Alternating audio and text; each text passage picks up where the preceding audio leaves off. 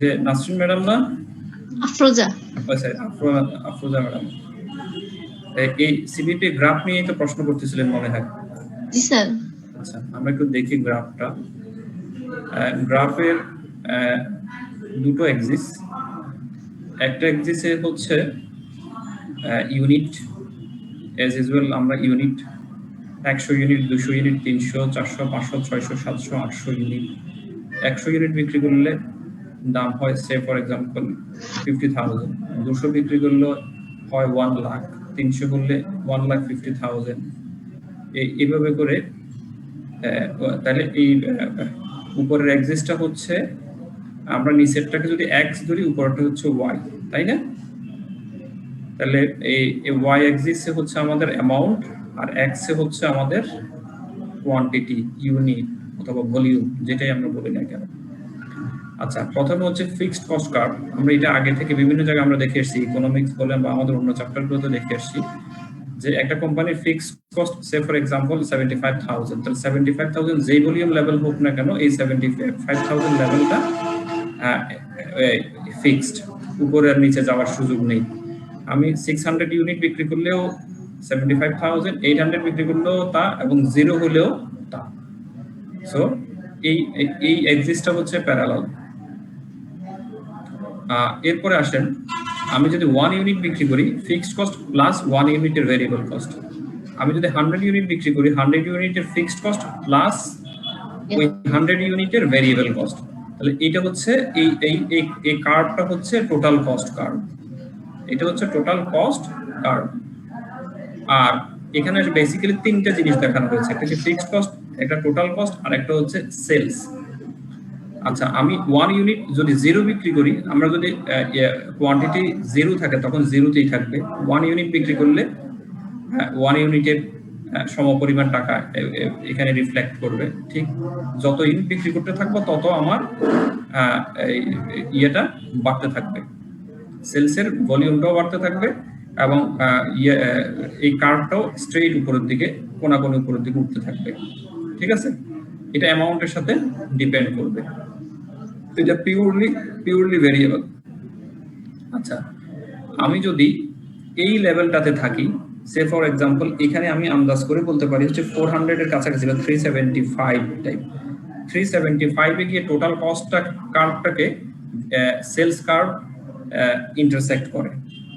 তো এই ইন্টারসেক্টের আগ পর্যন্ত এখানে একটা এরিয়া আছে।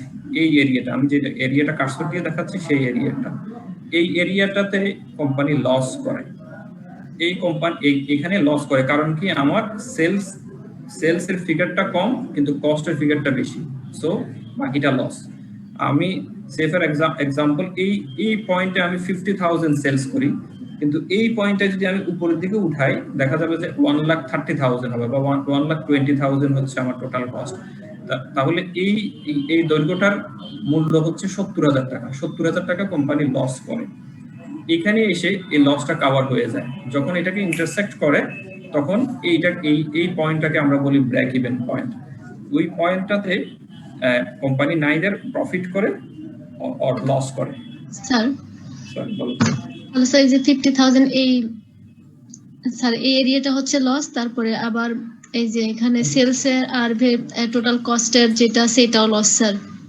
টোটাল লস স্যার সেলস আর টোটাল কস্টের যে এরিয়াটা এখানে স্যার ব্রেক ইভেনের নিচে যেটা স্যার।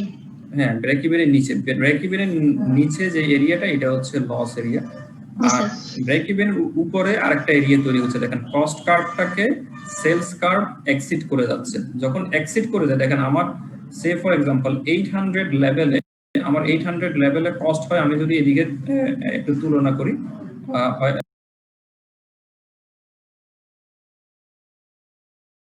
হবে ওটা 3 লাখ।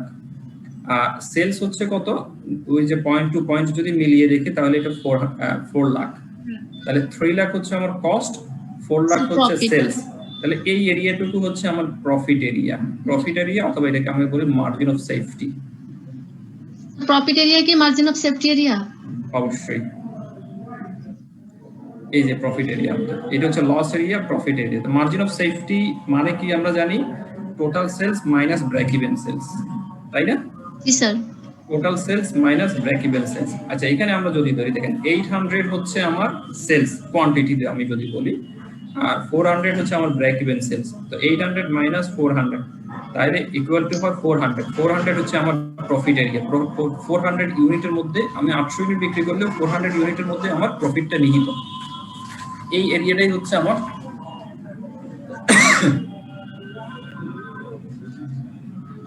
এই প্রফিট এরিয়াটাই হচ্ছে বেসিক্যালি মার্জিন অফ সেফটি। জি sir, thank you. Break even chart আপনাদের পরীক্ষায় আছে, সিবিপি গ্রাফটা পরীক্ষায় আছে আপনাদের। স্যার আমাদের কি ওই যে ক্লাসে স্যার রিগ্রেশন কি যেন ইয়ে ছিল, আবার হাইলো মেথডের ইয়ে আছে, এগুলো কি স্যার করতে হবে না? হাইলো মেথড তো এই চ্যাপ্টারের না স্যার। কস্ট ভলিউম প্রফিটের মাঝে হাইলো মেথড দিয়ে ওই অঙ্কগুলো করতে হয় স্যার, এগুলো আমাদের করা লাগবে কিনা? সিবিপি তে হাইলো মেথড দিয়ে হাইলোর সাথে রিলেটেড করার কথা না তো। দেখেন যদি কোনো অঙ্ক থাকে আমাকে দেখেন। তাহলে সিবিপি গ্রাফ নিয়ে কেন কোনো প্রশ্ন আছে?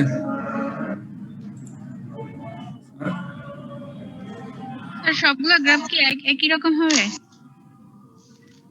সবগুলো গ্রাফ মানে কি বোঝাচ্ছেন?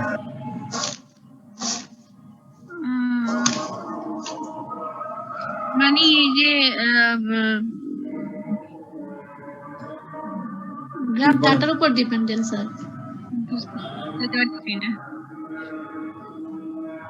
সবগুলো গ্রাফ বলতে কি বোঝাইতে চাচ্ছেন সেটা আমাকে বুঝতে হবে। তো আপনাকে যদি ব্রেক ইভেন পয়েন্ট বের করতে বলে আমি এটা করে দিব, যদি লস এরিয়া বের করতে বলে এটা বের করব, যদি বলে যে টোটাল কস্ট কার্ভটা বের করেন এটা। এখানে তো আসলে তিনটা ডাটার একটা কমপ্লেক্স। এটাই বলতে লাগছিলাম। হ্যাঁ, আরেকটা জিনিস বলতে পারিনি। সীমাতে দেখেন ব্রেক ইভেন চার্ট বলতেছে। ব্রেক ইভেন চার্টটা কি? Break even chart is a chart that indicates approximate profit or loss at different levels of sales volume within a limited range. আমরা যে জিনিসটা করলাম সেই জিনিসটাকে ওনারা আবার ওই ব্রেক ইভেন চার্ট হিসেবে ইন্ডিকেট করতেছে। এখানে দুটো এক্সিস, একটা হচ্ছে হরিজন্টাল এক্সিস। হরিজন্টাল এক্সিস মানে উপরেরটা দণ্ডায়মানটা, সেখানে আমরা সেলস দেখাই। আর ভার্টিক্যাল এক্সিসে আমরা দেখাই হচ্ছে আমাদের হরিজন্টালটা হচ্ছে নিচেরটা। হরিজন্টালে আমরা আমাদের আউটপুট ইউনিট বা কোয়ান্টিটি দেখাই, আর ভার্টিক্যাল এক্সিসে আমরা দেখাই হচ্ছে রেভিনিউ অথবা কস্ট। রেভিনিউ অথবা কস্ট দুটোই আমরা দেখাই। আচ্ছা, রিগ্রেশন অ্যানালাইসিস কি আমাদের সিলেবাসে কি আছে?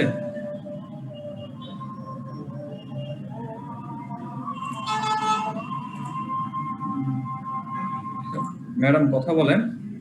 স্যার আমি দেখিনি স্যার সিলেবাস আছে কিনা, কিন্তু আমার করতে হবে কিনা তাই আপনার কাছে জানতে চাইছি স্যার। রিগ্রেশন অ্যানালাইসিস সিবিপি এর সিলেবাসে আছে কিনা আমরা এক সেকেন্ড দেখিনি।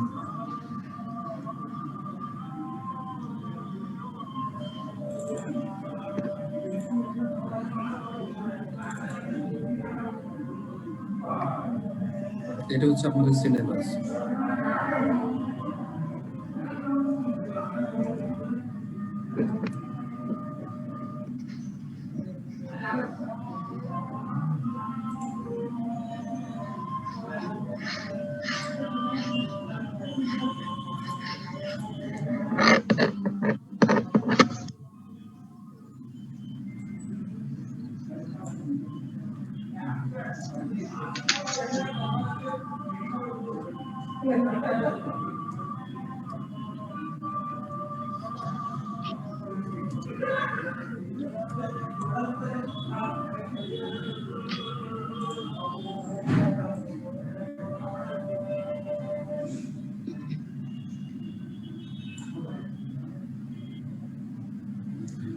ব্রেক ইভেন অ্যানালাইসিস, আচ্ছা কি কি আছে?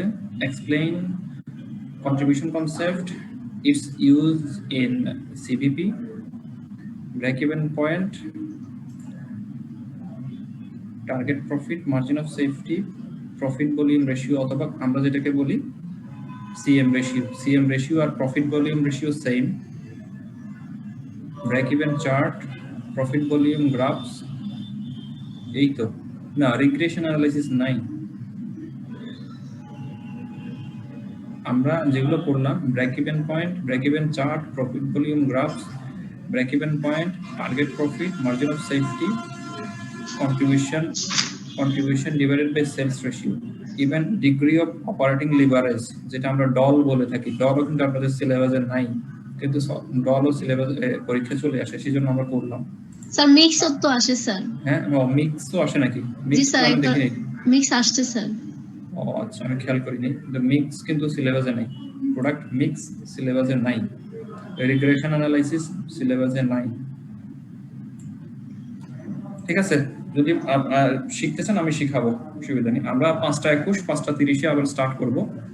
নামাজটা পড়ে স্যার স্যার বলো। স্যার প্রিভিয়াস ইয়ারে একটা কোশ্চেন দেখলাম টার্নওভার, তারপর রিটার্ন অন ইনভেস্টমেন্ট, এগুলোও আসছে। রিটার্ন অন ইনভেস্টমেন্ট আছে তো, ওই যে এই যে net present value, IRR, payback method, এই জিনিসগুলো তো সিলেবাসে আছে, ওখান থেকে হয়তো আসছে। ইনভেস্টমেন্টের গ্যারিসনের বইয়ে আমি ফর্মুলাটা পাইনি। অন্য বই থেকে দিয়েছে হয়তো, অন্য বই থেকে হয়তো আসছে। স্যার একটু ফর্মুলাটা বলবেন? দেখাবো, অসুবিধা, আমাকে কোন পরীক্ষায় কোন ইয়েটা আসছিল সেটা বলে দিলে আমি দেখাই। আচ্ছা, তাহলে আমরা আমি একটু বাইরে তো বইটা নেই আমার কাছে, এজন্য বলতে পারতেছি না। নেক্সট প্রিভিয়াস ক্লাসে ইয়ারের আমাকে কোশ্চেনটা বলবেন, নেই। অথবা আমাকে ওই যে হোয়াটসঅ্যাপে মেসেজ দিলেও হবে। ঠিক আচ্ছা, আছে, থ্যাংক ইউ স্যার। আচ্ছা, আমরা তাহলে 5:30 স্টার্ট করব নামাজ পড়ে, দেন রিলেভেন্ট কোশ্চেনটা স্টার্ট করব।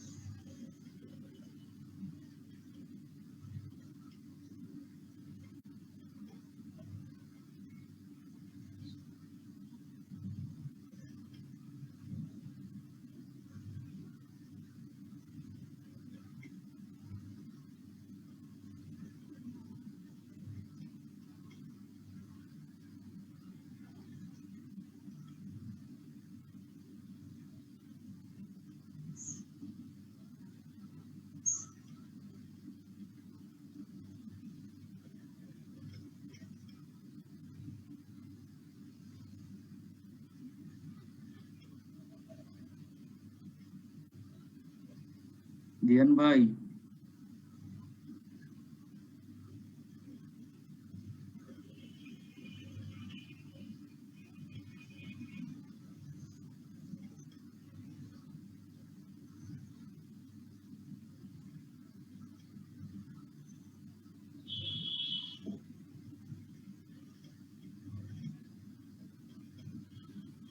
দিয়ান ভাই আছেন? আপনি কে বলছেন? শাওন ভাই? না না, আমি শাওন ভাই বলছি না, আমি ওমর ভাই। কি অবস্থা? এই তো ভাই আছি। অফিসে এখনো? না, ক্লাস করার জন্য আজকে একটু আর্লি ছুটি নিলাম, ছুটি নিয়ে চলে আসছি। আচ্ছা আচ্ছা আচ্ছা।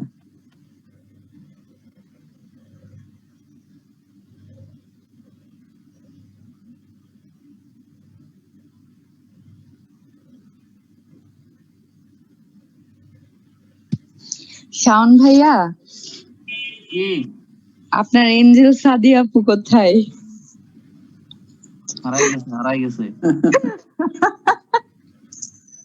ভালো আছেন ভাইয়া? জি আছি আলহামদুলিল্লাহ।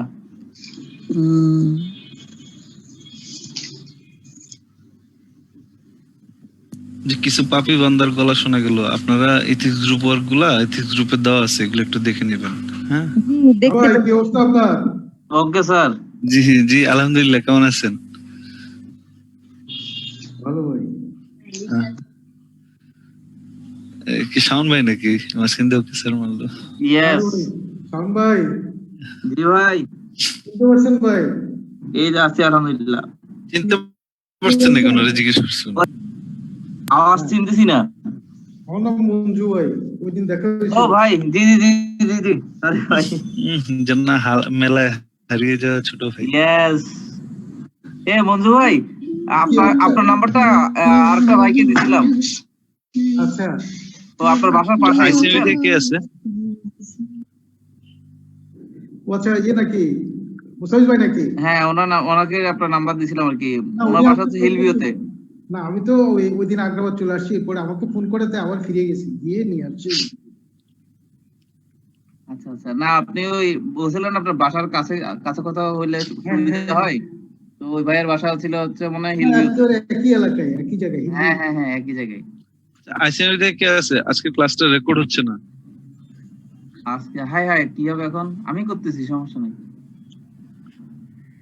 রেকর্ড না করলে তো আইসিএম এর সমস্যা, আমাদের তো কোনো সমস্যা নেই। আমরাও তো স্যার মাঝে মধ্যে একটু পুরোনো ক্লাস বসে বসে দেখি স্যার। আমরা একটু পুরোনো ক্লাসগুলো দেখি স্যার। আচ্ছা, এগুলো কোথায় পাওয়া যায়? এগুলো এই যে স্যার আমরা যারা পার্টিসিপেন্ট আছে ওরা কম্পিউটার স্ক্রিনটা একটু রেকর্ড করে, আর আইসিএমই তো আমাদেরকে পরে দিবে বলতেছে। আসসালামু আলাইকুম স্যার। হ্যাঁ, ওয়ালাইকুম আসসালাম। স্যার কিছু বলছেন? ও না, রেকর্ডটা চালু নেই তো সেই জন্য খুঁজছিলাম আর কি। রেকর্ডটা করবেন? হ্যাঁ স্যার, অবশ্যই।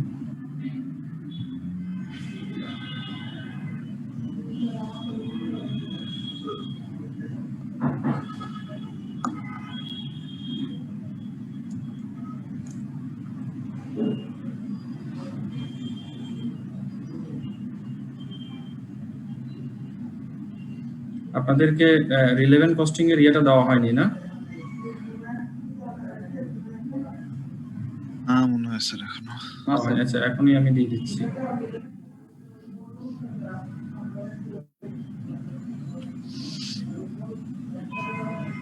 স্যার ফ্রাইডেতে ওরিয়েন্টেশনে আপনি আসছিলেন না স্যার?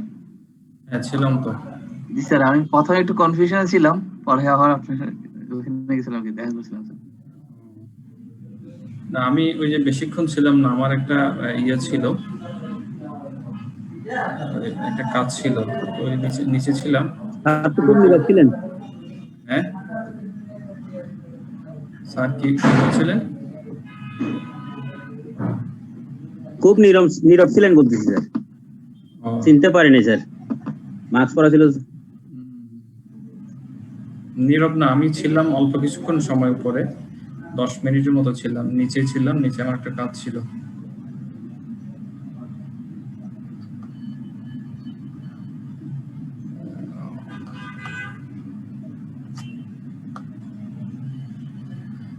ফোনটা কানেক্টেড না। আচ্ছা, আমি ক্লাস শেষ করে এটা দিয়ে দিব আপনাদেরকে, ঠিক আছে? জি স্যার। তাহলে শুরু করি। রেকর্ডটা কি চালু হয়েছে তো না? জি স্যার, চালু আছে। চালু আছে, আচ্ছা। যাক, relevant cost for decision making. আজকে পার্টিসিপেন্ট জয়েন করতে পারতেছে না, আমার মনে হয় ওই যে ফার্স্ট আওয়ারে সবসময় এরকমই হয় মনে হয়, না? জি স্যার। স্যার ম্যাথের ক্লাসগুলো একটু সেকেন্ড পিরিয়ডে অথবা থার্ড পিরিয়ডে দিলে ভালো হতো, সবাই একটু আসে অ্যাটেন্ড করা যায়। না, আমি নিজেও চাইছিলাম যে আমার এই ক্লাসটা একটু পিছিয়ে দিতে, কিন্তু আইসিএমএবি হয়তো ম্যানেজ করতে পারেনি আর কি। Relevant cost for decision making, cost concept for decision making. আচ্ছা, আমরা একটু দেখি রিলেভেন্ট কস্ট কাকে বলে। A relevant cost is a cost that differs between alternatives. দুটো অল্টারনেটিভের মধ্যে যদি কোনো একটা কস্ট ডিফার করে থাকে তাহলে আমরা সেটাকে বলি রিলেভেন্ট কস্ট।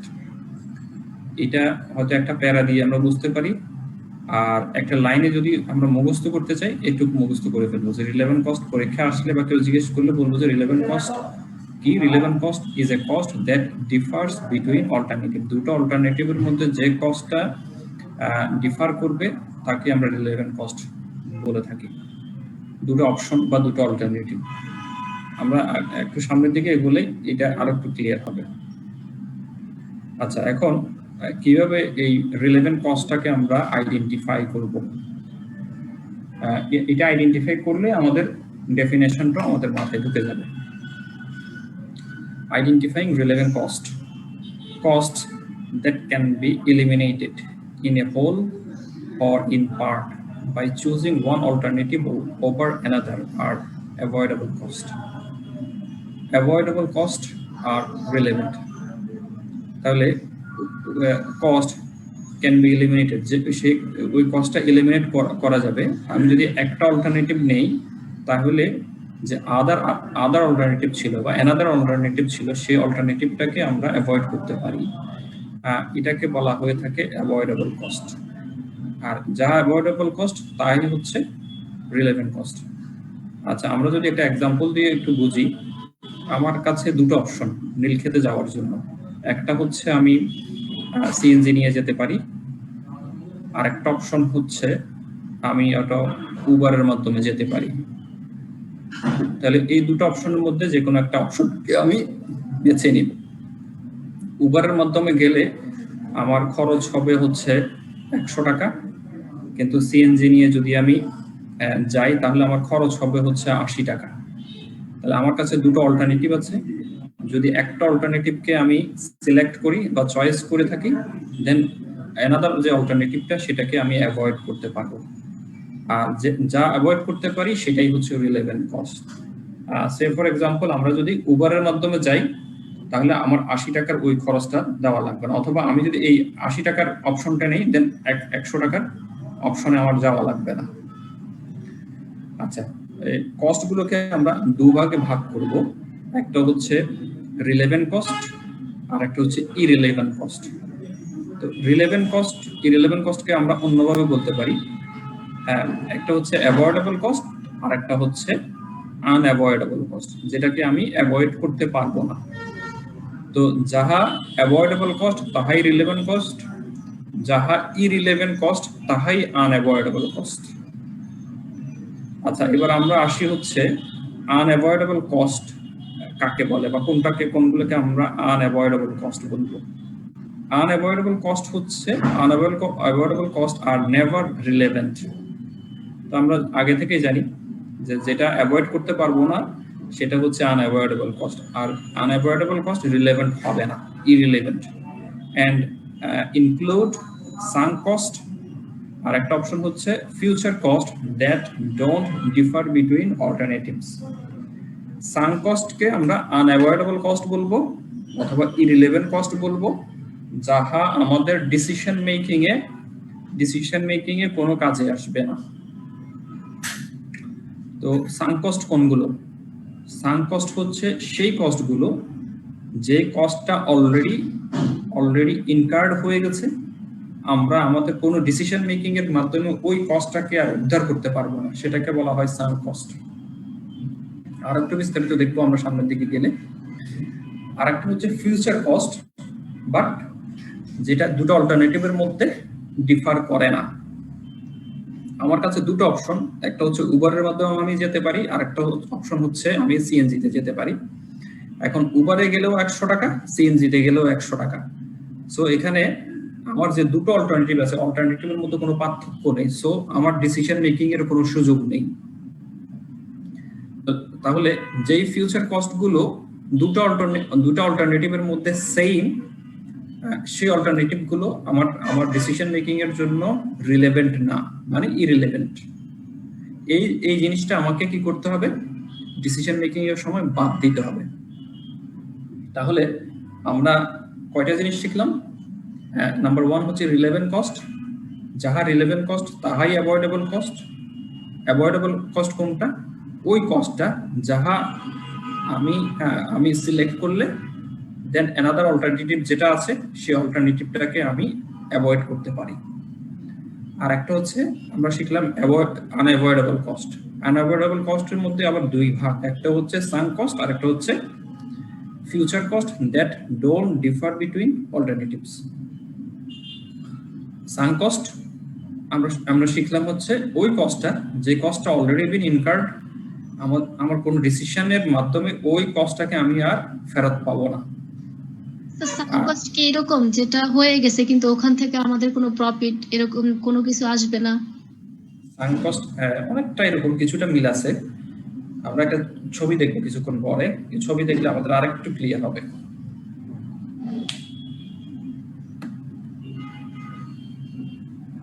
এটা টাইটানিক, তাই না? টাইটানিক ডুবে যাচ্ছে বা ডুবে গেছে। A sunk cost, a cost that has already been incurred and cannot be avoided, regardless of what a manager decides to do. Manager ডিসিশনের মাধ্যমে এটাকে আর অ্যাভয়েড করার সুযোগ নেই। এটাকে বাংলায় আমরা বলে থাকি নিমজ্জিত হবে, এটা ডুবে গেছে। তো আমার কোনো ডিসিশন মেকিং এর মাধ্যমে ওই টাইটানিককে আমি আর উদ্ধার করতে পারবো না, উঠাতে পারবো না। সো ওই কস্টটা নিয়ে আর আমাকে চিন্তা না করলেও চলবে, এটা আমার ডিসিশন মেকিং এর জন্য ইরিলেভেন্ট। এটাকে আমরা আনঅ্যাভয়েডেবল কস্ট বলে থাকি, অ্যাভয়েড করার সুযোগ নাই।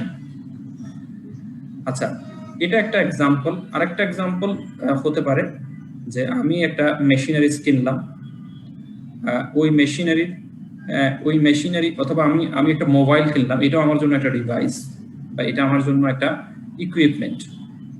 এখন এই মোবাইলের যে বুক ভ্যালু আছে, এই বুক ভ্যালুটা আমি কোনোভাবেই আর ফেরত পাবো না, বাট যতটুকু কিছু অংশ হয়তো ফেরত পাবো, ওই অংশটুকু আমার জন্য আবার রিলেভেন্ট। আমি 1 লক্ষ টাকা দিয়ে একটা আইফোন কিনলাম, 6 মাস ইউজ করার পর এটা সেকেন্ড হ্যান্ড হয়ে গেল। 6 মাস ইউজ করার পর এটার রিসেল ভ্যালু হচ্ছে 10,000 টাকা, অথবা 1 বছর ইউজ করার পর এটা রিসেল ভ্যালু হচ্ছে 10,000 টাকা। আমি তাহলে এই 1 বছরে ডেপ্রিসিয়েট করলাম 1 লক্ষ টাকা। যদি এটার ভ্যালু হয়ে থাকে, আমি যদি এটার লাইফ ধরে থাকে 3 বছর, তাহলে আমি ডেপ্রিসিয়েট করে ফেললাম সে ফর এক্সাম্পল 30,000। তাহলে বুক ভ্যালু হচ্ছে কত? 70,000। 70,000 থেকে এই 70,000 থেকে 10,000 বাদ দেবো, যেটা আমি রিসেল করতে পারবো। তো রিসেল করলে আর বাকি যে অংশটুকু থাকবে এটা কিন্তু সাঙ্ক কস্ট, এটা আর আমার ফেরত আসবে না। এরকম ভাবে মেশিনারিজ গুলো হতে পারে, ইকুইপমেন্ট হতে পারে, বা অনেকগুলো অপশন থাকবে যে খরচটা অলরেডি ইনকার্ড হয়ে গেছে, আমি আর কোনোভাবে এটা উদ্ধার করার কোনো সুযোগ নেই এবং এটা হবেই হবে। এটা আমার অ্যাভয়েড করার সুযোগ নেই। আচ্ছা, এতটুকু পর্যন্ত বুঝলাম কিনা? না বুঝলে আমরা আরেকটু ডিসকাশনে যাব। আমরা আরেকটু রিক্যাপ করি। রিপিটেডলি আমরা দেখতে যাচ্ছি, কারণ রিলেভেন্ট কস্টিং আমাদেরকে এই লেভেলে হোক পরের লেভেলে হোক এটা থেকে বাঁচার কোনো সুযোগ নেই, এটা আমাদের জানতে হবেই হবে। রিলেভেন্ট কস্ট হচ্ছে a cost that differ between alternative। দুটো অল্টারনেটিভের মধ্যে যে কস্টটা ডিফার করে সেটাকে আমরা বলি রিলেভেন্ট কস্ট। এই রিলেভেন্ট কস্ট কোনটা? যে কস্টটাকে আমি আসলে অ্যাভয়েড করতে পারি। দুটো অল্টারনেটিভের মধ্যে যে কস্টটাকে আমি অ্যাভয়েড করতে পারি সেটাকে আমরা রিলেভেন্ট কস্ট বলি। আর একটা কস্ট হচ্ছে আনঅ্যাভয়েডেবল কস্ট। আনঅ্যাভয়েডেবল কস্টের ওর দুটো ভাগ, একটা হচ্ছে future cost that don't differ between the alternatives, আর একটা হচ্ছে সাঙ্ক কস্ট। সাঙ্ক কস্ট আমরা পড়লাম, এটা মুখস্থ করে ফেলবেন, পরীক্ষায় আসার সম্ভাবনা আছে যে সাঙ্ক কস্ট এটা ডেফিনিশন হিসেবে আসতে পারে। রিলেভেন্ট কস্টে কি অপরচুনিটি কস্ট অনেক কাছাকাছি যায়? কাছাকাছি, আমার মনে হয় সংজ্ঞাগতভাবে কিছুটা মিল আছে। অপরচুনিটি কস্টের সংজ্ঞাটাও একই রকম। সাঙ্ক কস্ট আর ডেপ্রিসিয়েশনের মধ্যে পার্থক্য কি? ডেপ্রিসিয়েশন হচ্ছে যেটা অলরেডি যেটা ডিমিনিশ হয়ে গেছে, যেটা শেষ, যেটা থেকে আমি বেনিফিটটা নিয়ে ফেললাম। আমরা যদি একটা পাউরুটির কথা চিন্তা করি, একটা পাউরুটিতে সে ফর এক্সাম্পল 10টা স্লাইড থাকে, ওইটা হচ্ছে আমার জন্য একটা অ্যাসেট। যখন আমি একটা স্লাইস খেয়ে ফেললাম, তাহলে ওইটা থেকে উপযোগিতাটা আমি নিয়ে ফেললাম, ওইটা হচ্ছে ডেপ্রিসিয়েশন। একটা অ্যাসেট 10 ইয়ার্স লাইফ, ওই 10 ইয়ার্সকে আমি 10 দিয়ে ভাগ করে 10টা স্লাইস করি, ওই যখনই একটা ডেপ্রিসিয়েট হয়ে যায় তখন আমরা করি কি depreciation expenses debit, accumulated depreciation credit করি। ডেপ্রিসিয়েশন যখন এক্সপেন্সেস হয়ে যায়, অ্যাসেটটাকে যখন আমি ডেপ্রিসিয়েট করে ফেলি, তখন কিন্তু ওইটা থেকে আমি উপযোগিতাটা নিয়ে ফেললাম, তখন সেটা এক্সপেন্সেসে রূপান্তরিত হয়, অ্যাসেটটা এক্সপেন্সেসে রূপান্তরিত হয়ে যায়। ঠিক আছে ম্যাডাম? জি স্যার। আর সাঙ্ক কস্টটা? আর সাঙ্ক কস্ট হচ্ছে ডেপ্রিসিয়েশন আমি করি নাই, এখনো বুকে রয়ে গেছে।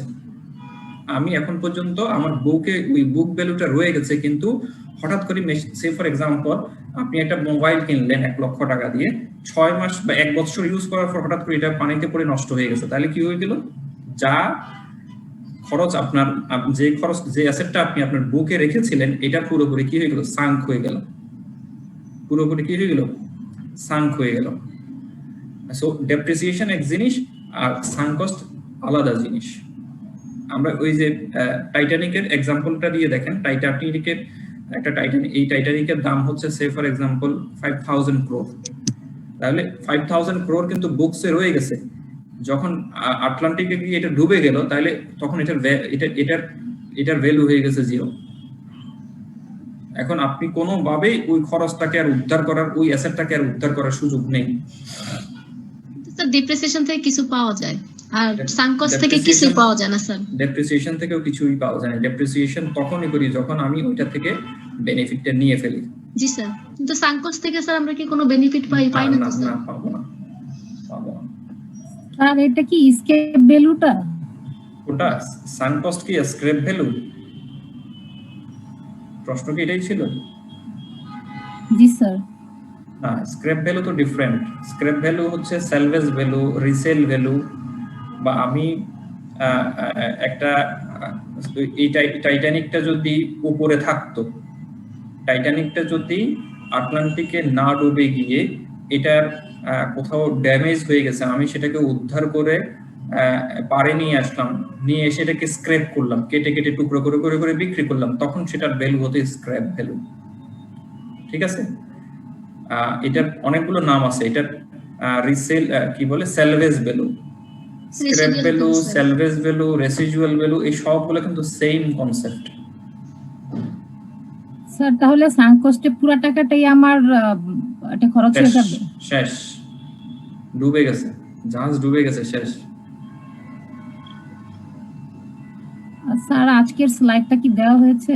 আজকের স্লাইডটা দেওয়া হয়নি, আমি আমার মোবাইলটা বন্ধ দিতে পারতেছি না, আমি এটা শেষ করে দেন দিয়ে দিব আপনাদেরকে। এখন এই মুহূর্তে আমার সাথে একটু কনসেন্ট্রেট করবেন, দেন ক্লাস শেষ হলে ইয়েটাও পেয়ে যাবেন ইনশাআল্লাহ।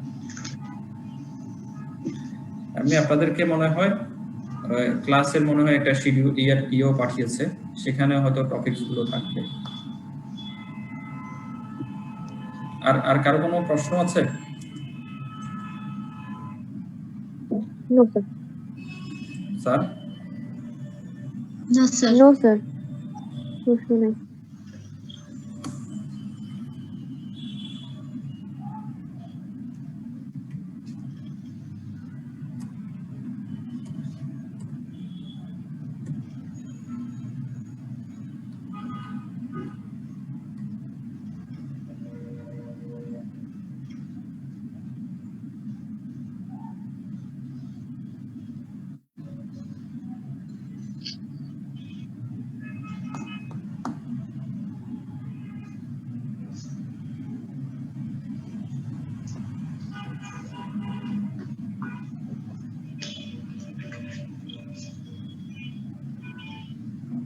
আচ্ছা, আমাদের এখানে আমরা একটা দেখি, এটা মনে হয় আমি আপনাদেরকে পাঠিয়েছিলাম, প্রথম দিকে পাঠিয়েছি এবং ক্লাসের অনুসারেও আপনাদেরকে পাঠাচ্ছে হয়তো, relevant cost for decision making. হ্যাঁ, এটা প্রথম দিকে আমি পাঠিয়েছিলাম আপনাদেরকে। রিলেভেন্ট কস্ট কাকে বলে? Opportunity cost. অপরচুনিটি কস্ট আর রিলেভেন্ট কস্টের মধ্যে পার্থক্য আছে।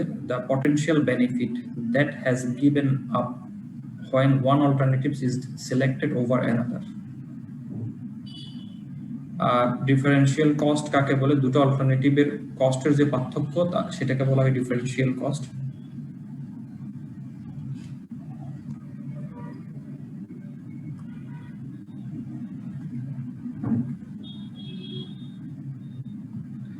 আচ্ছা, এখন আমরা কনসেন্ট্রেট করি আমরা কিভাবে এই রিলেভেন্ট কস্টিং এর অ্যানালাইসিসটা করব। Identifying relevant cost. Well, I have assembled all the cost associated with alternatives we are considering. আমরা এটাকে সবগুলোকে এই কস্টের সাথে অ্যাসোসিয়েটেড সবগুলো কস্টকে আমরা রিজেম্বল করলাম, দেন আমরা চিন্তা করতে থাকবো। Great. And the first things we need to do is eliminate all the sunk cost. আমরা প্রথমে সবগুলো কস্টকে এক জায়গায় জড়ো করব, এক জায়গায় নিয়ে আসবো, দেন সেই কস্ট গুলো থেকে প্রথমে সাঙ্ক কস্টটাকে আমি বের করব, বের করে সাঙ্ক কস্টটাকে আমি ইলিমিনেট করব, বাদ দিয়ে দিব। ডিসিশন মেকিং এ এটার কোনো কাজ থাকবে না, এটার কোনো কাজ নাই।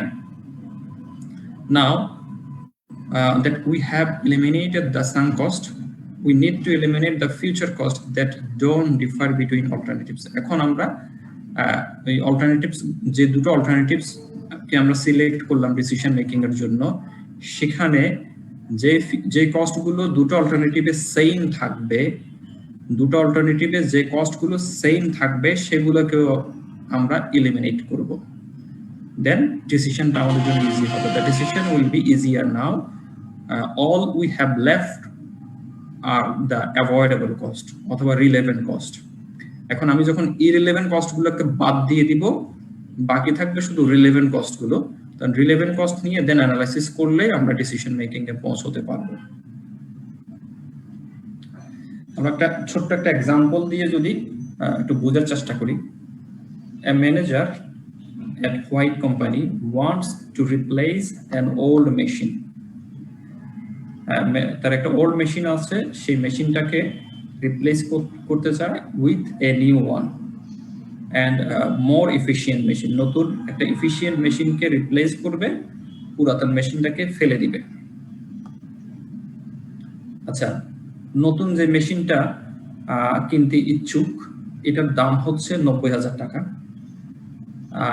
এই মেশিনটা যদি আমি ক্রয় করি তাহলে আমার অ্যানুয়াল ভেরিয়েবল এক্সপেন্সেস হবে 80,000 টাকা এবং এটা লাইফ হচ্ছে 5 ইয়ার্স।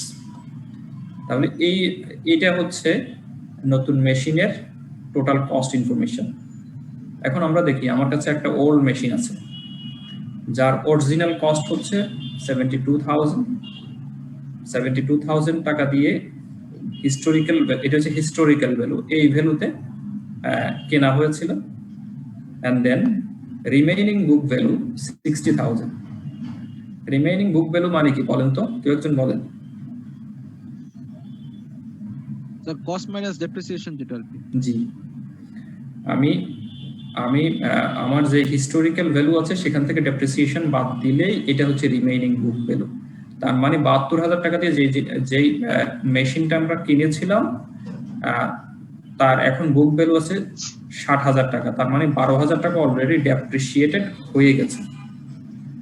ডিসপোজাল ভ্যালু, কিছুক্ষণ আগে আমরা বলছিলাম যে scrap value, disposal value, scrap value same thing. Disposal value হচ্ছে 15,000। আমি আমার যে মেশিনটা আর বুক ভ্যালু হচ্ছে 60,000, সেই মেশিনটা আমি এখন বিক্রি করতে পারবো 15,000। তাহলে এখানে ঘটনা তিনটা। এটা হচ্ছে হিস্টোরিক্যাল কস্ট 72,000, বর্তমানে আমার বুকসে আছে হচ্ছে 60,000, আর আমি যদি এই মুহূর্তে এটাকে বিক্রি করে দেই, এটা সাঙ্ক কস্ট না ভাই, এটা স্ক্র্যাপ ভ্যালু। এটা স্ক্র্যাপ ভ্যালু। এই মেশিনটাকে আমি স্ক্র্যাপ করে বিক্রি করে দিব, তাহলে পাবো হচ্ছে 15,000। আর বেসিক্যালি আমরা সাঙ্ক কস্টের এই অঙ্কের মধ্যে সাঙ্ক কস্টের কনসেপ্টটা আবার দেখাবো, তাহলে আপনাদের ক্লিয়ার হবে। আচ্ছা, এটা যদি আমি কন্টিনিউ করি, যদি নিউ মেশিনটা আমরা না নেই, তাহলে এখানে এই মেশিনটা যদি আমরা কন্টিনিউ করি তাহলে আমাদের 1 লক্ষ টাকা করে খরচ হবে অ্যানুয়াল ভেরিয়েবল এক্সপেন্সেস। আর এটা লাইফ অফ 5 ইয়ার্স, এখনো 5 ইয়ার্স লাইফ রিমেইনিং আছে, ঠিক আছে। এখন প্রশ্ন হচ্ছে যে আমরা নতুন মেশিনে যাব কিনা, বলেন তো দেখি।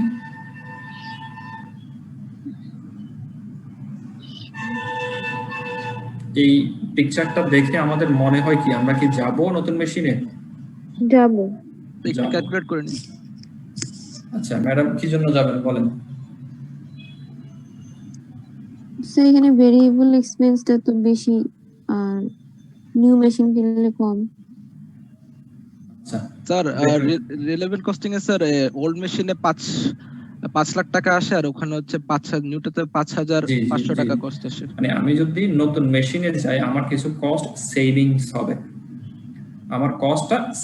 হবে, আর পুরাতন মেশিনে থাকলে আমার কস্টটা একটু বাড়বে। এখন এখানে যা সেভিংস হবে অবশ্যই সেটা আমার নতুন মেশিনকে কভার করতে হবে, আদারওয়াইজ আমি যাব না, ঠিক আছে। আচ্ছা, হোয়াইট সেলস 2 লাখ পার ইয়ার 2 লাখ, আর এখানে কিন্তু 5 ইয়ার্স এর ডাটা দেওয়া আছে। Fixed expenses other than amortization বা other than depreciation are 70,000 per year. Should the manager purchase the new machine? তো আমরা অনেকে পজিটিভ বলতে পারি, অনেকে নেগেটিভ বলতে পারি। যে প্রথম কথা হচ্ছে যে কি, যারা নেগেটিভ বলবেন যে আমার তো 60,000 টাকার একটা ভ্যালু রয়ে গেছে যেটা ওল্ড মেশিন, তাহলে আমি নতুন করে 90,000 টাকা কেন খরচ করব?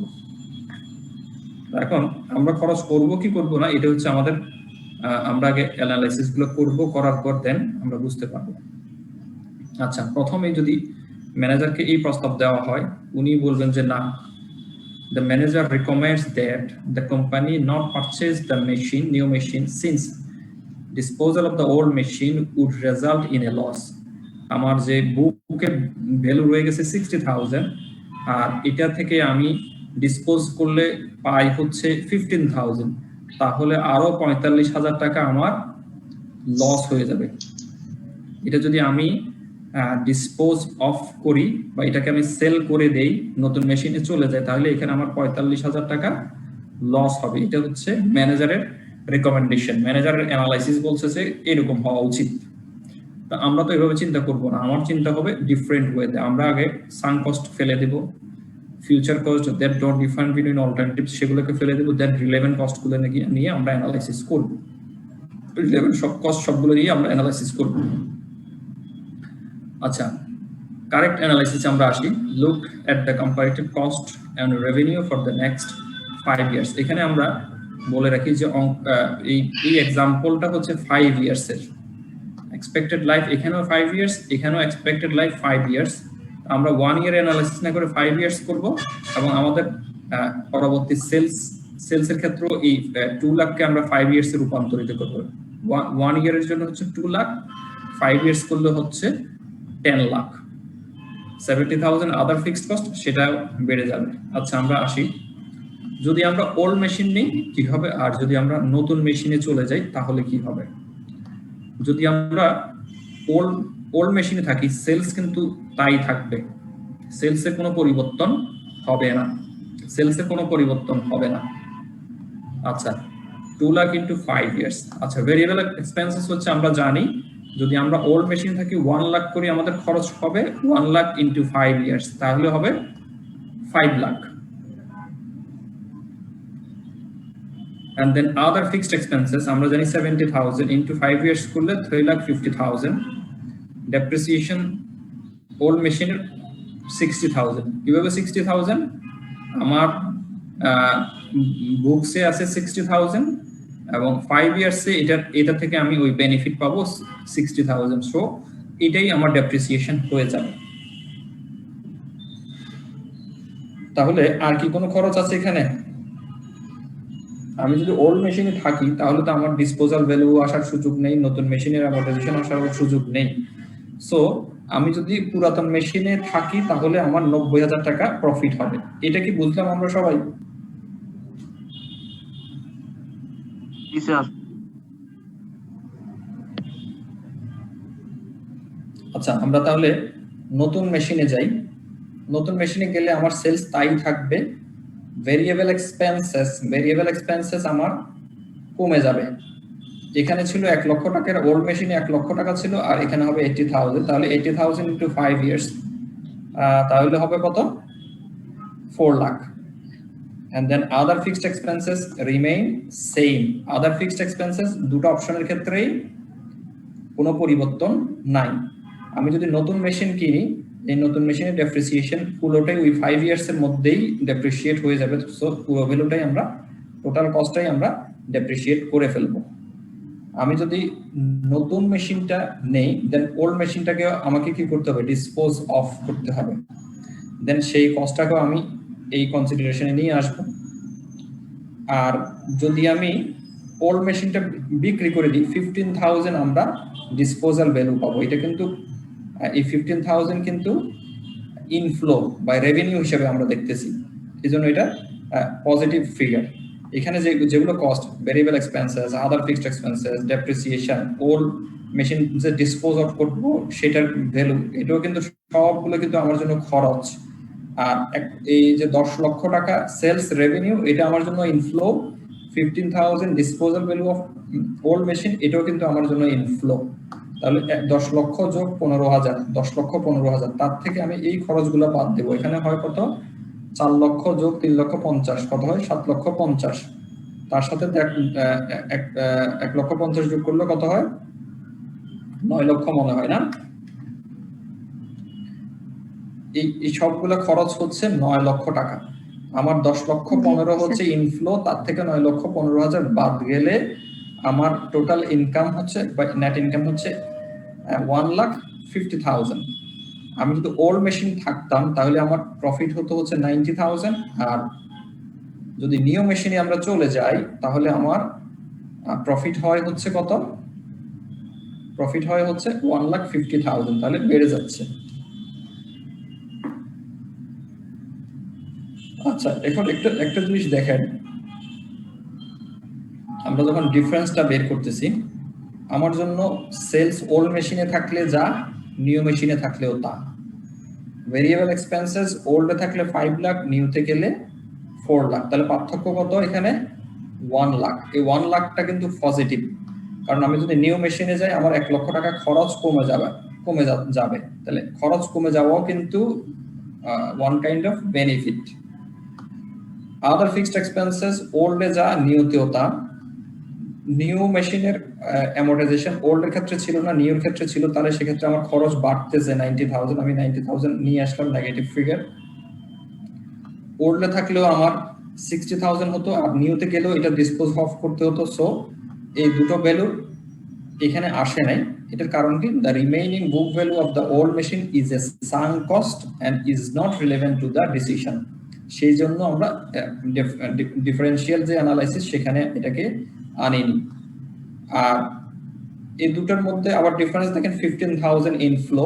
আমি যদি নিউ মেশিনে যাই 15,000 আমার ইনফ্লো হবে। এখন এখানে দেখেন অ্যানালাইসিস, 1 লাখ পজিটিভ, 15,000 পজিটিভ বা ইনফ্লো, আর 90,000 আমার অতিরিক্ত খরচ হবে। মানে 1 লাখ টাকা আমি বেনিফিট পাবো নতুন মেশিনে গেলে। নতুন মেশিনে গেলে আমরা 15,000 টাকা ইনফ্লো হবে ওই যে ডিসপোজাল ভ্যালুর কারণে। তাহলে 1,15,000 টাকা, তার থেকে যদি আমি 90,000 টাকা বাদ দেই তাহলে হবে কত? 25,000। এখানে দেখেন ওল্ড মেশিনে আমাদের 90,000 আর নিউ মেশিনে আমাদের 1,50,000। এই দুটোর পার্থক্য কিন্তু 25,000। এই অঙ্কটাকে বুঝলাম কিনা? তাহলে আমরা একটা ট্রেকে উঠতে পারলাম।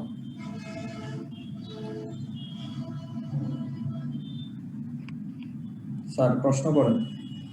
স্যার আমরা তো চাইলে যেসব কস্ট মানে দুইটা অল্টারনেটিভের মধ্যে ডিফার করে না এগুলোকে বাদ দিয়ে স্যার অ্যানালাইজ করতে পারতাম, যেমন এই যে পারতাম, কিন্তু আমরা যেহেতু নতুন শিখতেছি সেজন্য আমরা সবগুলোকে এনে আগে বোঝার চেষ্টা করলাম, দেন আমরা অন্য অ্যানালাইসিসে যাব। জি স্যার।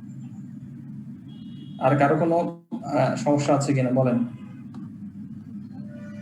সমস্যা থাকার কথা। স্যার 15,000 টাকাটা কোথা থেকে আসছে? এই 15,000 জি স্যার। আমি যদি নতুন মেশিনটা কিনি তাহলে পুরাতন মেশিনটা বিক্রি করে দেব। জি। আপনার কাছে একটা আইফোন আছে, এটা ডিস্টার্ব করতেছে, একটা নতুন করে আপনি স্যামসাং মোবাইল কিনবেন, সো আপনি কি করবেন, আগের ফোনটাকে আপনি বিক্রি করে দিবেন না? জি। তো ওই যে পুরাতন মোবাইলটা আপনি বিক্রি করে দিবেন, সেটা হচ্ছে আপনার জন্য কি ইনফ্লো, তাই না? আপনার কাছে একটা পুরাতন গাড়ি আছে, একটা আপনি নতুন গাড়ির জন্য পরিকল্পনা করতেছেন, তাহলে আপনি চিন্তা করবেন কি যে আমি নতুন গাড়ি কিনতে গেলে আমার 20 লক্ষ টাকা লাগবে, আর আমি যদি পুরাতনটা বিক্রি করে দিই আমি স্ক্র্যাপ ভ্যালু পাবো হচ্ছে 10 লাখ, এটা রিসেল ভ্যালু হচ্ছে 10 লাখ। সো আপনার লাগবে কত? বাকি পোর্শনটুকুই তো আপনার লাগবে। জি। এটাই এই জন্য আমরা এই 15,000 এখানে আনলাম। আর আমি যদি ওল্ড মেশিনে থাকতাম তাহলে সেই ওল্ড মেশিন তো বিক্রি করার সুযোগ নাই, আছে কি?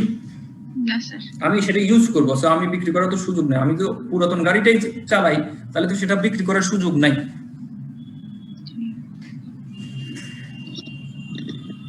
আর কারো কোনো প্রশ্ন আছে?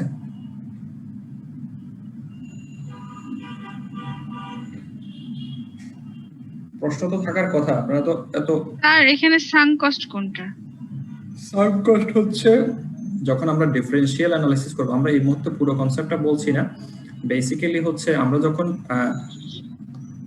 ওল্ড মেশিন নিউ মেশিনটা কিনবো, ওল্ড মেশিনটার বুক ভ্যালু আমাদের কোনো কাজে আসবে না। এখানে একটা জিনিস খেয়াল করেন, আমি যেখানে কার্সরটা দেখাচ্ছি, আমি ওল্ড মেশিনে থাকলে 60,000, নিউ মেশিনে থাকলেও ওই 60,000 কিন্তু আমার জন্য লস হয়। তাহলে ওল্ডে থাকলেও 60,000, নিউতে গেলেও 60,000। আমি যদি এই পুরো ফিগারটা ফেলে দিই তাহলে আমার ডিসিশন মেকিং এ কোনো কি পার্থক্য হবে? না স্যার। কারণ আমি এই দিক থেকেও ফেলে দিলাম, ওই দিক থেকেও ফেলে দিলাম, আমার ডিসিশন মেকিং এ কোনো চেঞ্জ আসবে না। সেই জন্য বলা হয় যে সাঙ্ক কস্টকে আমরা ডিসিশন মেকিং এ আনবো না। এই যে দেখেন এই লাস্ট যে কলামটা, এটাই হচ্ছে বেসিক্যালি আমাদের কারেক্ট অ্যানালাইসিস ডিসিশন মেকিং এর জন্য। আমরা পুরো 3টা কলাম করলাম জাস্ট আমাদের আন্ডারস্ট্যান্ডিং এর জন্য।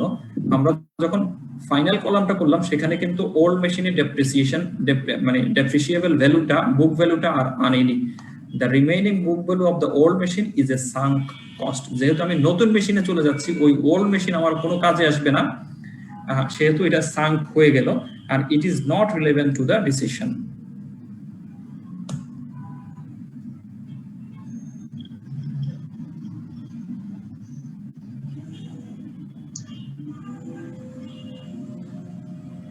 স্যার অ্যামortization কি আমরা আগে থেকে নির্ধারণ করে ফেলবো নতুন মেশিনেরটা? স্যার নতুন মেশিন আমি যখন যাব তাহলে তো আমাকে দুটো অল্টারনেটিভ নিয়ে চিন্তা করতে হবে। আমি তো এখনো যাইনি, আমি চিন্তা করতেছি যাব। তো যেতে গেলে আমি এখানে আমরা প্রজেক্টেড করতেছি 5 ইয়ার্স, এখন থেকে আগামী 5 বছরের প্ল্যান করতেছি। 2021 থেকে 2025 পর্যন্ত আমি প্ল্যান করতেছি। 21 থেকে 25 আমি প্ল্যান করতেছি, এবং 21 থেকে 25 প্রজেক্টেড ফিনান্সিয়ালস গুলো কিন্তু এখানে চলে আসছে। তাহলে যদি আমি 5 বছরের ফিনান্সিয়ালস নিয়ে চিন্তা করি তাহলে কি আমার ডেপ্রিসিয়েশন পুরোটা চলে আসবে না? যদি আমি 1 বছর করতাম তাহলে 90,000 ডিভাইডেড বাই 5, আমি যদি 1 বছরের চিন্তা করে ডিসিশন নিতাম তাহলে 90,000 ডিভাইডেড বাই 5, সেক্ষেত্রে আমার এখানে ডেপ্রিসিয়েশন আসতো হচ্ছে 18,000 টাকা, আমি যদি 1 ইয়ারের কথা চিন্তা করতাম। কিন্তু ওল্ড মেশিন, নিউ মেশিন বা এই ধরনের ক্ষেত্রে আমরা কিন্তু পুরো লাইফ টাইম নিয়ে চিন্তা করি, তাহলে আমাদের ডিসিশন মেকিং এ পৌঁছতে পারি। আদারওয়াইজ আমাদের ডিসিশনটা কত ভুল হওয়ার সম্ভাবনা থাকবে। জি, আর কারো কোনো প্রশ্ন? স্যার ওল্ড মেশিনের এই 15,000 যে নিউ মেশিনে দেখানো হয়েছে আরেকবার বলবেন? আচ্ছা, আমরা যদি নিউ মেশিনে যাই তাহলে আমি কি করব, ওল্ড মেশিনটাকে বিক্রি করে দিব, তাই না? জি স্যার। তাহলে আমি যদি বিক্রি করে দিই তাহলে বিক্রি করে যে টাকাটা পাবো সেটা আমার জন্য রেভিনিউ না? জি স্যার। তাহলে এই রেভিনিউটা আমরা আমার নিউ মেশিন যখন আমি ক্রয় করব সেই অপশনে আসবে, কিন্তু ওল্ড মেশিনের যখন আমি চিন্তা করতেছি আমি তো নিউ মেশিনে আর নাই, তখন কিন্তু ওই 15,000 এর কোনো সুযোগ নাই, তাই না? স্যার ওল্ড মেশিন বিক্রি করলে আমি ওখানে দেখাবো না? আমি ওল্ড মেশিনটা বিক্রি করে দিব, ঠিক আছে না? তাহলে ওল্ড মেশিনটা কখন বিক্রি করব? যখন আমি নিউ মেশিন কিনবো তখনই তো কিনবো, তখনই তো বিক্রি করব। জি স্যার। কিন্তু যখন আমি ওল্ড মেশিনে থাকবো তখন তো বিক্রির সুযোগ নাই, আমি চালাইতেছি সেটা, আমি ওল্ড মেশিনটা কন্টিনিউ করছি, তো কন্টিনিউ করলে এটা ডেপ্রিসিয়েশনটা আসবে। আবার এটা বলে নাই যে যদি 5 ইয়ার্স কন্টিনিউ করি, আফটার 5 ইয়ার্স ওই মেশিনটা আমি 10,000 টাকা বিক্রি করতে পারবো আফটার 5 ইয়ার্স। যদি বলতো তাহলে কিন্তু এখানেই এই কলামে আবার 10,000 টাকা রেভিনিউ হিসেবে ইনফ্লো হিসেবে চলে আসতো, কিন্তু সেটা বলেনি। বলছে কি, প্রশ্নে বলছে যে কি আমি যদি বিক্রি করে দিই এখন, এই মেশিনটা বিক্রি করলে এই মুহূর্তে ডিসপোজাল ভ্যালু হচ্ছে 15,000, এটা 5 ইয়ার্স পরে ডিসপোজাল ভ্যালু না। মৌসুমী ম্যাডাম বুঝছেন? জি স্যার। মানে আমি ওল্ড মেশিনটা কন্টিনিউ করতেছি, তাহলে এটা তো বিক্রির সুযোগ নেই, এটা লাইফ শেষ, এটা ফেলে দেব।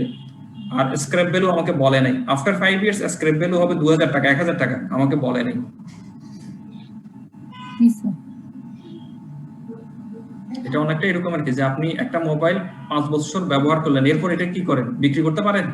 এটা একদম এটা থেকে সব বেনিফিট নিয়ে ফেললেন, এটা একদম জীর্ণ শীর্ণ হয়ে যায়, তখন তো এটা বিক্রি করা যায় না, তখন তো বাচ্চাদেরকে খেলতে দিতে পারেন খেলনা হিসেবে, আদারওয়াইজ অন্য কোনো কাজ থাকে না। জি স্যার। আচ্ছা, তাহলে আমরা এটাকে আরেকটু অন্যভাবে অ্যানালাইসিস করি। এই মুহূর্তে আমাদের ডিসিশন হচ্ছে যে ম্যানেজার বলছে যে আমাদের 45,000 লস হয়, কিন্তু আমরা অ্যানালাইসিস করে দেখলাম যে আসলে ওই অ্যানালাইসিসটা সঠিক না, ওই অ্যানালাইসিসটা সঠিক না। আগের অ্যানালাইসিস ছিল কি, যদি আমি নিউ মেশিনে যাই, ম্যানেজার বলতেছে 60,000 টাকা আমার তো আগে একটা মেশিন কিনলাম সেটা লস হয়ে যাবে, 60,000 থেকে 15,000 আমার রিসেল ভ্যালু বা ডিসপোজাল ভ্যালু আসবে, সো 45,000 আমার লস হবে। কিন্তু আমার অ্যানালাইসিস বলছে যে কি আগামী 5 বছরে আমাকে যে বেনিফিটটা দিবে নতুন মেশিন, সেটার কারণে আমার উল্টো 25,000 আমি বেশি বেনিফিট পাবো, বেশি রেভিনিউ ইনকাম আমার ইনকাম হবে। আচ্ছা, এই অঙ্কটাকে আমরা আরো একটু, এটা একটা কারেক্ট অ্যানালাইসিস, আর একটু শর্টকাট কারেক্ট অ্যানালাইসিসে যাব। আমাদের কারেক্ট অ্যানালাইসিসের জন্য এখানে খেয়াল করেন, আমাদের ডিফারেন্স কলামে হচ্ছে 3টা আইটেম। একটা হচ্ছে ভেরিয়েবল এক্সপেন্সেস এর পার্থক্য, নতুন মেশিন কিনতে গেলে সেটার কস্ট অথবা এটা depreciation over the year, over the life, and then আমি যদি নতুন মেশিন ক্রয় করি, পুরাতন মেশিনের ডিসপোজাল ভ্যালু। এই 3টা হচ্ছে রিলেভেন্ট আইটেম। এই 3টা আইটেম নিয়ে আমরা একটা রিলেভেন্ট কস্ট অ্যানালাইসিস করতে পারি। যদি আমি নতুন মেশিনে ক্রয় করি, আমার 20,000 টাকা করে সেভ হবে। কিভাবে? আগের মেশিনে থাকলে 1 লক্ষ টাকা, নতুন মেশিনে গেলে 80,000 টাকা, তাহলে 20,000 ভেরিয়েবল কস্ট সেভিংস হচ্ছে। আর যদি আমি নতুন একটা মেশিন কিনি, কস্ট অফ নিউ মেশিন হচ্ছে 90,000। আমি এই 1 লক্ষ টাকা বেনিফিট পেতে হলে আমাকে 90,000 টাকা কি করতে হবে? খরচ করতে হবে, এবং পুরাতনটা আমি বিক্রি করে দিতে পারবো। পুরাতনটা যদি বিক্রি করে দিই আমি আরো 15,000 টাকা পাবো। সো আমার নেট বেনিফিট হচ্ছে 25,000। এটা হচ্ছে আমাদের শর্টকাট অথবা রিলেভেন্ট কস্টের আরেকটা কারেক্ট অ্যানালাইসিস। বুঝে গেছে? আচ্ছা, এখানে আসি। আমরা রিলেভেন্ট কস্টিং এর জন্য সবগুলো কস্টকে একসাথে অ্যাসেম্বল করব, দেন সাঙ্ক কস্ট এবং future cost that don't differ between the alternatives, এটাকে আমরা বাদ দিব। এখানে দেখেন এই যে 3,50,000, এটা ওল্ড মেশিনে থাকলে যা, নিউ মেশিনেও থাকলে তা। সো এটা আমার ডিসিশন মেকিং এ কোনো কাজে আসবে না। এটা হচ্ছে future cost, but don't differ between alternatives, দুটো অল্টারনেটিভের মধ্যে কোনো পার্থক্য করে না। সেহেতু কিন্তু এটাকেও আমরা আমাদের ডিসিশন মেকিং থেকে কি করব? বাদ দিব। ডিসিশন মেকিং থেকে বাদ দিব, এটা আমরা বাদ দিব। এবং আরেকটা জিনিস দেখেন, সেলস, আমি যদি ওল্ড মেশিনে থাকি আমার 10 লক্ষ টাকা, নতুন মেশিনে থাকলেও 10 লক্ষ টাকা, ওল্ড মেশিনে থাকলেও 10 লক্ষ টাকা, নতুন মেশিনে থাকলেও 10 লক্ষ টাকা, এটাও কিন্তু আমার ডিসিশন মেকিং এর কোনো কাজে আসবে না। ইভেন রেভিনিউ যদি দুটো অল্টারনেটিভ সেম হয়ে থাকে, সো ডিসিশন মেকিং এ এই রেভিনিউর কোনো কাজ নাই, এই রেভিনিউর কোনো কাজ নাই। তাহলে এটাও বাদ, এটা হচ্ছে ডোন্ট ডিফার বিটুইন অল্টারনেটিভস, এটাও বাদ। বাট এটা আসবে, কারণ আমি যদি নতুন মেশিনে যাই আমার খরচ হবে। আর book value of old machine, এটা আসলে বেসিক্যালি সাঙ্ক কস্ট, এবং দুটো অল্টারনেটিভে কিন্তু সেম, দুটো অল্টারনেটিভে সেম, এবং যদি সাঙ্ক কস্ট হয়ে থাকে সো এটা আমার আনার ডিসিশন মেকিং এ নেওয়ার কোনো সুযোগ নেই, এটাও আমি বাদ দেব। তাহলে আমরা কি বুঝতে পারলাম সাঙ্ক কস্ট কোনটা আর কোনটা future cost that don't differ between alternatives? Sir amount গুলা ডিফারেন্স যেগুলো শুধু ওগুলা দেখালেই হবে? ওগুলো ডিফারেন্স করলেই তো, আমি ডিফার করলেই তো আমার জন্য এটা অ্যাভয়েডেবল কস্ট, অথবা এটাকে আমি রিলেভেন্ট কস্ট হিসেবে অ্যানালাইসিস করতে পারি। এখানে যদি এমন হতো যে আমি ওল্ড মেশিনে থাকলে 10 লক্ষ টাকা সেলস হয়, নিউ মেশিনে গেলে 11 লক্ষ টাকা হয়, সো এখানে বেনিফিট আছে 1 লক্ষ টাকা, আমার কিন্তু তখন এটা আমার জন্য রিলেভেন্ট হয়ে যেত। আপনি দেখেন এই 10 লক্ষ বাদ দেন, 3 লক্ষ 50 বাদ দেন, এই 60,000 বাদ দেন ডিসিশন মেকিং থেকে, উত্তর 25,000। আমার বেনিফিট হচ্ছে দুটো অল্টারনেটিভ, এই দুটো এটা বাদ দিয়ে অন্য অল্টারনেটিভে গেলে, এটা বাদ দিয়ে অন্য একটা অল্টারনেটিভে গেলে আমার বেনিফিট হবে 25,000। স্যার আমরা কি বুঝতে পারলাম? জি স্যার। একটু বুঝলে আমাদের 50% বোঝা হয়ে গেছে রিলেভেন্ট কস্টিং এর।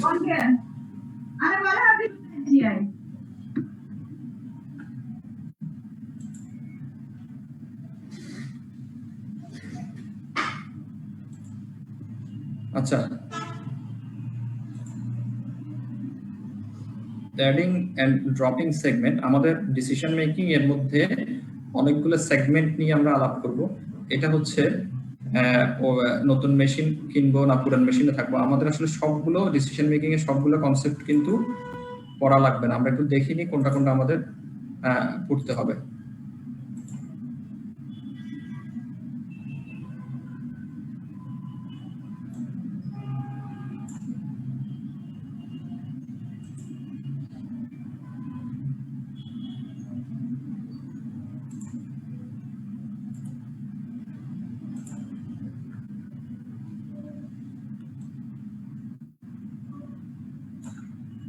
রিলেভেন্ট কস্টে আমাদের আছে হচ্ছে relevant cost and cash flows, make or buy decision, আমরা আরেকটা ডিসিশনে যাব হচ্ছে make or buy decision. And then আছে হচ্ছে limiting factors analysis for a multi product company that has limited demand for each product. আচ্ছা ঠিক আছে, তাহলে তিনটা কনসেপ্ট আমাদেরকে জানলে হবে। আমরা মেক অর বাই ডিসিশনে চলে যাই।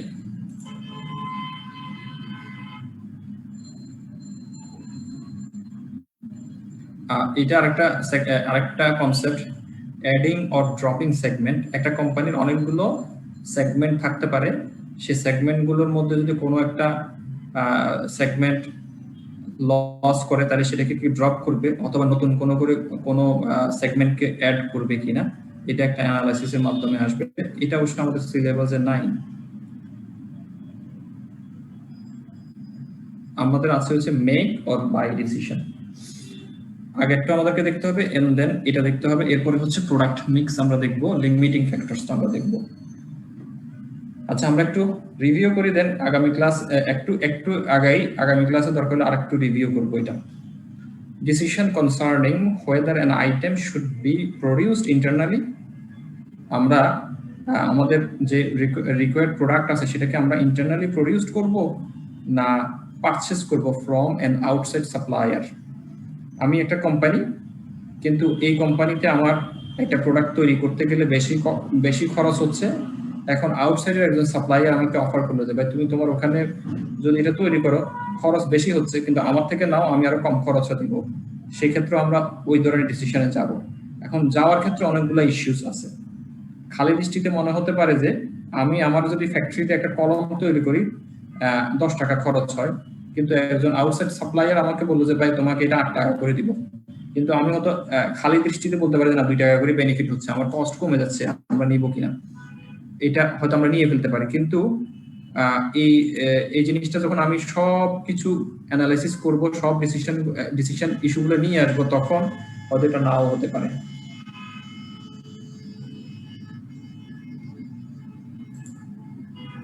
আচ্ছা, আমরা একটু দেখি তাহলে। স্যার পণ্যের যদি গুণগত মান খারাপ হতে পারে, ওইটা তাহলে কোয়ালিটেটিভ ফ্যাক্টর, আমরা সেটাও আসবো, বাট সেটা লাস্টে গিয়ে। এটা যদি এমন হয় যে আমি তৈরি করতেছি 10 টাকা, আউটসাইড সাপ্লায়ারও 10 টাকায় দিচ্ছে বা আরো কমে দিচ্ছে, কিন্তু আমার ডিসিশন মেকিং এর কোয়ালিটেটিভ ফ্যাক্টরস, তখন আমি চিন্তা করবো যে আমি ওরটা নিলে আমার ফ্যাক্টরি নষ্ট হয়ে যেতে পারে, লেবার চলে যেতে পারে, এবং আমি অনেকগুলো হতে পারে, অনেকগুলো কোয়ালিটেটিভ ফ্যাক্টরস থাকতে পারে।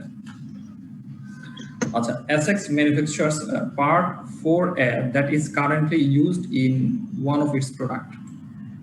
একটা কোম্পানি Essex, সে ম্যানুফ্যাকচার করে 4A, এটা একটা ডিভাইস, একটা কম্পোনেন্ট হতে পারে বা একটা জিনিস সে তৈরি করে, এবং এটা করে হচ্ছে কারেন্টলি তার একটা প্রোডাক্টের জন্য এটা দরকার হয়। সে একটা প্রোডাক্ট তৈরি করে, ওই প্রোডাক্টের একটা কম্পোনেন্ট হচ্ছে 4A, এটা code number.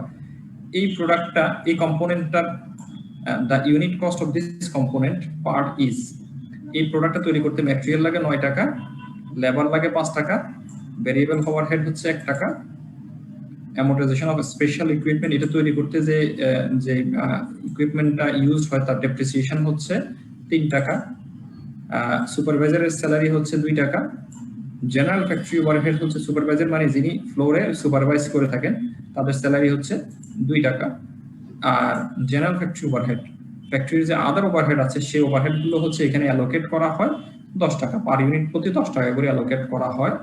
So total cost হচ্ছে পার ইউনিট 30 টাকা। এখন দেখেন আমাকে অনেকগুলো অপশন দিল।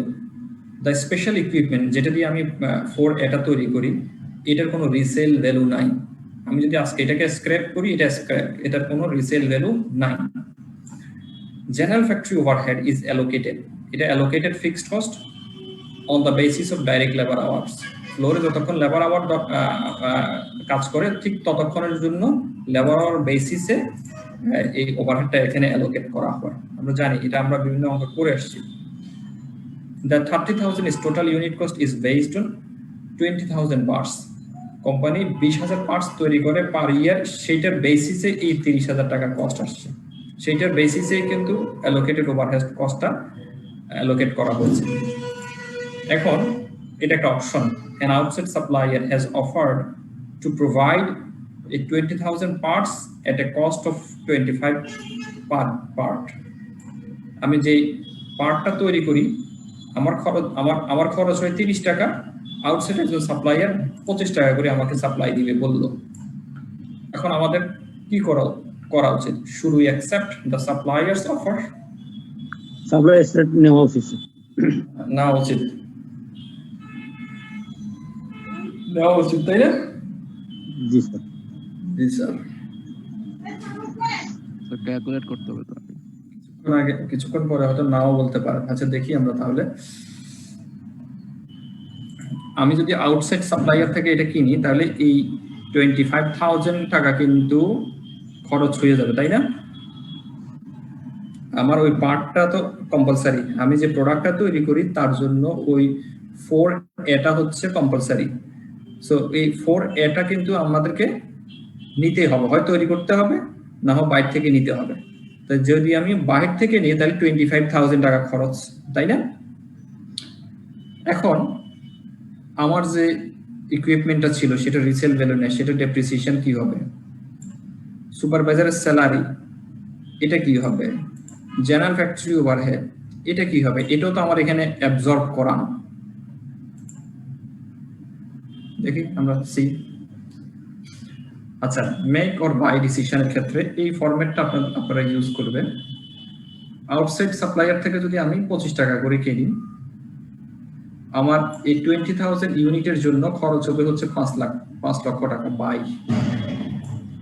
আচ্ছা, যদি আমরা মেক করি 9 into 20,000 1 লক্ষ 80, 9 into 5 into 20,000 1 লক্ষ, তারপর 1 টাকা into 20,000 আর আমি যদি অ্যামortization ইকুইপমেন্টটা সাঙ্ক কস্ট আমরা জানি, আমরা কিভাবে জানি যে বুক ভ্যালু অফ দ্য মেশিন, এটা হচ্ছে আমাদের জন্য সাঙ্ক কস্ট। আমি মেক করি লাগবে, বাই করলেও লাগবে, এটা আমাকে বিয়ার করে যেতেই হবে। সুপারভাইজার স্যালারি মেক করলে লাগবে, যদি আমি বাই করি সেক্ষেত্রে এই সুপারভাইজারকে আমি বিদায় করে দেবো বা আমার লেবারগুলোকে আমি বিদায় করে দেবো। যেহেতু আমার প্রোডাকশন চলতেছে না, তাহলে লেবারেরও দরকার নাই, মজুরি দেওয়ারও দরকার নেই। জেনারেল ফ্যাক্টরি ওভারহেড, এটা হচ্ছে ফিউচার কস্ট, মেক করলেও লাগবে, নিচে বাই করলেও লাগবে। সো ডিসিশন মেকিং এ এই দুটো জিনিসকে আমরা বাদ দিলাম, একটা সাঙ্ক কস্ট আর একটা হচ্ছে future cost, that don't refer between alternatives. যদি আমি মেক করি, দেখেন বেসিক্যালি মেক করলে আমাদের খরচ হবে হচ্ছে 3,40,000, আর আমি যদি বাই করি আমার খরচ হবে হচ্ছে 5 লাখ।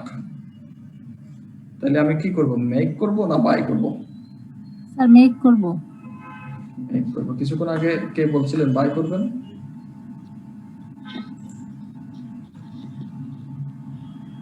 স্যার কে বলছিলেন বলেন না, অসুবিধা নেই, আমি তো বকা দিব না। তাও বিজ্ঞাপন দেখে মনে করছিল পণ্য ভালো, তো পরে হিসাব করে দেখে যে তার নিজের উৎপাদন করাই ভালো। জি, যে আমি তো 25,000 আমি যদি ক্রয় করি তার লেগেই যাবে। এখন দেখেন, আর আমার এখানে কিছু অ্যালোকেটেড কস্ট আছে, সেটা বাদ দিলাম। বেসিক্যালি আমার মেক করতে লাগবে হচ্ছে আমার ভেরিয়েবল কস্ট গুলো। আমরা আপনাদেরকে প্রথম দিকে কনসেপ্ট শিখিয়েছিলাম যে ভেরিয়েবল কস্ট ইজ ফিক্সড, পার ইউনিটে। এখানে দেখেন 95132, তাহলে আমার পার ইউনিটের কস্ট কত? 959,512, 3 বাদ 10 বাদ, তাহলে আমার একটা ইউনিট তৈরি করতে খরচ হয় কত? 9 টাকা আমার লাগবে। ম্যাটেরিয়াল কস্ট, লেবার কস্ট লাগবে, ভেরিয়েবল ওভারহেড কস্ট লাগবে, সুপারভাইজার স্যালারি আমাকে কন্টিনিউ করতে হবে, আমি বিদায় করতে পারবো না। মানে আমার এটা মেক করতে গেলে লাগবে, বাই করতে গেলে লাগবে না। এখন একটা জিনিস দেখেন, আমি যদি মেক করি এটা কিন্তু বাইতে লাগবে না। কেন লাগবে না? Concept clear. যখন আমি মেক করব, যখন আমি বাই করব তখন তো আর মেক করব না, তাই না? জি স্যার। আচ্ছা, ফ্যাক্টরি ওভারহেডটা কি বাই করলে লাগবে? ফ্যাক্টরি ওভারহেডের মধ্যে কিছু জিনিস আছে অ্যাভয়েড করা যাবে, যেমন আমি এটা অ্যাভয়েড করতে পারি, যেগুলো আমি অ্যাভয়েড করতে পারবো সেগুলোকে আমি ডিসিশন মেকিং থেকে বাদ দিব। কিন্তু আদার যে জেনারেল ফ্যাক্টরি ওভারহেড, এটা কিন্তু বাদ দেওয়া যাবে না। বাদ দেওয়া যাবে না বলে আমি কিন্তু ডিসিশন মেকিং এ আনিনি। কিন্তু যদি আনতাম, একটা জিনিস খেয়াল করেন, যদি 10 টাকা করি আমি আনতাম, 10 টাকা করি ইন্টু 20,000 ইউনিট, তাহলে এখানে এই ফিগারটা আসতো, আবার এখানেও আসতো। কোথায় আসতো? বাইয়ের ক্ষেত্রেও আসতো, কারণ এই ফিগারটা কন্টিনিউ হবে, তো এই টাকাটা লাগবে। মৌসুমী ম্যাডাম না প্রশ্ন করছেন? জি স্যার। এই টাকাটা লাগবে, কারণ এটা আমার আমি অ্যাভয়েড করতে পারতেছি না। যেটা আমি আনঅ্যাভয়েডেবল সেটা কিন্তু আমি ডিসিশন মেকিং এ আনবো না। আমাদের ডিসিশন মেকিং এর রুলস দুটো, একটা হচ্ছে সাঙ্ক কস্ট বাদ দিব, নাম্বার 2 হচ্ছে ফিউচার কস্ট যেটা হবে, এবং আমি আমার ডিসিশন মেকিং এর মাধ্যমে এটাকে অ্যাভয়েড করতে পারবো না, সেটা আমরা ডিসিশন মেকিং থেকে বাদ দেবো। এই খরচটাও কিন্তু ইনকার্ড করবে ভবিষ্যতে। ভবিষ্যতে করবে কোথাও? মেক করলেও করবে, বাই করলেও করবে। সো এটাকে আমি বাদ দিলাম। যদি আমি আনতাম তাহলে এখানে 2 জায়গায় আসতো, তাহলে উত্তর কিন্তু সেম, একই রকম হবে, উত্তর একই আসতো, রেজাল্ট একই আসতো। ঠিক আছে, তাহলে এখানে পিওর ভেরিয়েবল কস্ট হচ্ছে 9, 5, 14 আর 1 15, 15 আর 2 কত হয়? 17 টাকা। তাহলে বেসিক্যালি এটা মেক করতে গেলে আমার খরচ হয় 17 টাকা, আর আমি যদি বাইরে থেকে কিনতে যাই আমার খরচ হবে 25 টাকা। ওল্ড মেশিনের ডেপ্রিসিয়েশন সেটা তো আমার ধরে লাভ নেই, এটা সাঙ্ক কস্ট। এবং ফিউচার কস্ট সেটাও আমরা ধরবো না। তাহলে আমরা আমাদের ডিসিশন রুলস কিন্তু দুটো, যেখানেই যাই ডিসিশন রুলস কিন্তু দুটো। The special equipment has no resale value is a sunk cost.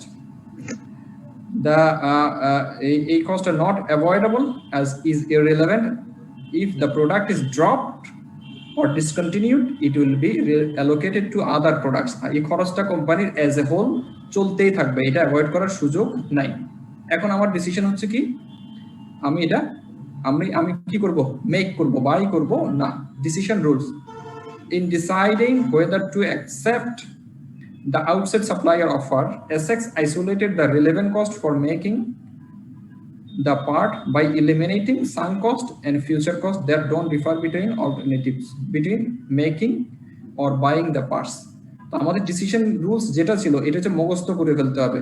এই ডিসিশন রুলস এর বাইরে আমরা যাই নাই, এটাকে আমরা কনসিডারেশনে নিয়েই আমরা অ্যানালাইসিস করলাম, অ্যানালাইসিস করে আমরা ডিসিশনে পৌঁছলাম যে আমাদের মেক করলে বেনিফিট, বাই করলে আমাদের জন্য বেনিফিট আসবে না। বুঝে গেছে? জি স্যার। আমাদের ক্লাসের ডিউরেশন প্রায় শেষের দিকে। কারো কোনো প্রশ্ন আছে কিনা?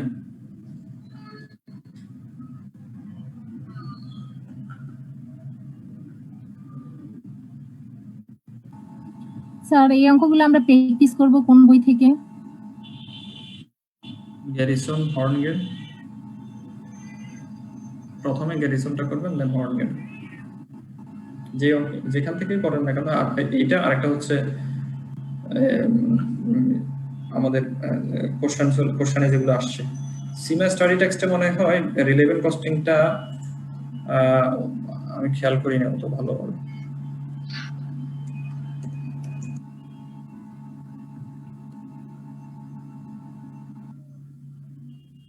রিলেভেন্ট কস্ট এখানেও আছে। সিমা স্টাডি টেক্সটটা তো সবসময় দেখবেন যে সাপ্টারের সাথে যখন যা মিলে যায় সিমা স্টাডি টেক্সটটা দেখে ফেলবেন। আমি আজকে আপনাদের যে সিবিপি জিনিসগুলো দেখলাম যে আমাদের এখানে কোনো কিছু বাদ গেল কিনা, তা আমরা আলহামদুলিল্লাহ আমাদের সবগুলা কনসেপ্টে আমরা শেষ করলাম, আমাদের কোনো কিছু বাদ যায়নি। স্যার এটা কি বিপিপির বই? এটা এখন যেটা দেখতেছি এটা হচ্ছে সিমা স্টাডি টেক্সট, আপনাদের যেটা স্টাডি বুকস। সিমা স্টাডি টেক্সট তো একটা কাপলানের না একটা বিপিপির হয়। কাপলান যেটা বলেন সেটা আর কি, কাপলান বলেন আর যেটা বলেন রিলেভেন্ট কস্ট এখানে অঙ্ক মনে খুব কম আসছে।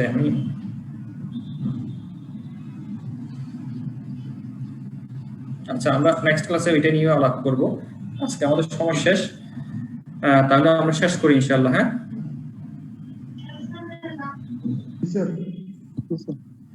ঠিক আছে, নেক্সট স্যাটারডেতে দেখা হবে ইনশাআল্লাহ। আসসালামু আলাইকুম স্যার।